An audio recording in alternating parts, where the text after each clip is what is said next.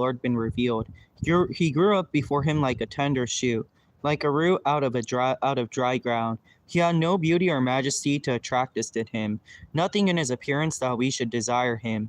He was despised and rejected by men, a man of sorrows, familiar with suffering. Like one from whom men hide their faces, he was despised and we esteemed him not.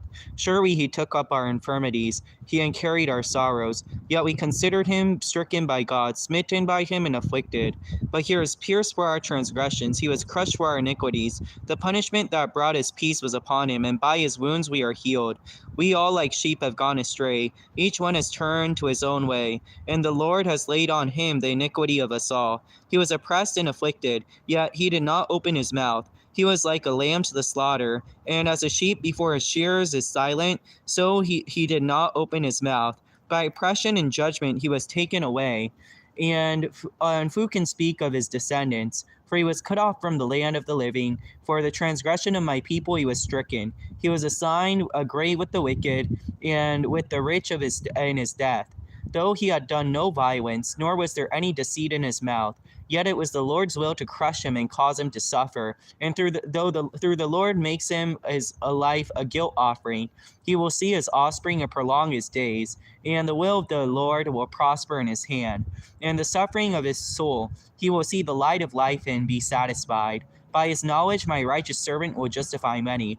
He will bear their iniquities. Therefore I will give him a portion among the great, and he will divide the spoils with the strong, because he poured out his life unto death. He was numbered with the transgressors, for he bore the sin of many, and made intercession for the transgressors.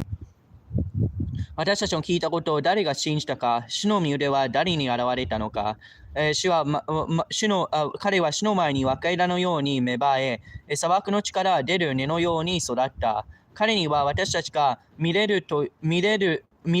れるような姿もなく、輝きもなく、私たちが慕うような見栄えもない。彼は蔑まれ、人々からのけ者にされ、悲しみの人で病を知っていた。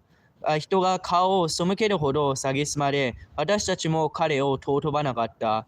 誠に彼は私たちの病を負い、私たちの痛みを担った。だが私たちは思った。彼は罰せられ、神に打たれ、苦しめられたのだと。しかし彼は私たちの背きの罪のために差し通され、私たちの咎のために砕かれた。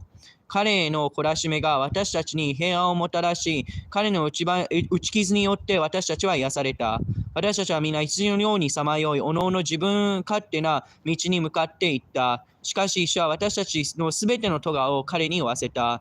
彼は痛めつけられた。彼は苦しんだが口を開かない。ほふり場に引かれてゆく羊のように、毛を刈る者の前で黙っている雌羊のように、彼は口を開かない。虐げと騒ぎによって彼は取り去られた。彼の時代のものは誰が思ったことだろう。彼が私の民の背きの罪のために打たれ、生ける者の地から立たれたことを。彼の墓は悪どもと共に設けられ、彼は富む者と共に葬られた。彼は暴虐を行わず、その口に欺きがなかった。しかし、彼を砕いて痛めることは主の御心であった。もし彼が自分の命を罪過のために生贄とするなら、彼は末永く子孫を見ることはでき、主の御心は彼によって成し遂げられる。彼は自分の命の激しい苦しみの後を見て満足する。私の正しいしもべはその知識によって多くの人を義とし、彼らの咎を彼が担う。それが私は多くの人々を彼に分け与え、彼は強者たちを分取り者として分かち取る。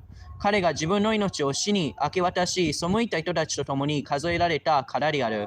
彼は多くの人の罪を負い、背いた人たちのために取りなしをする。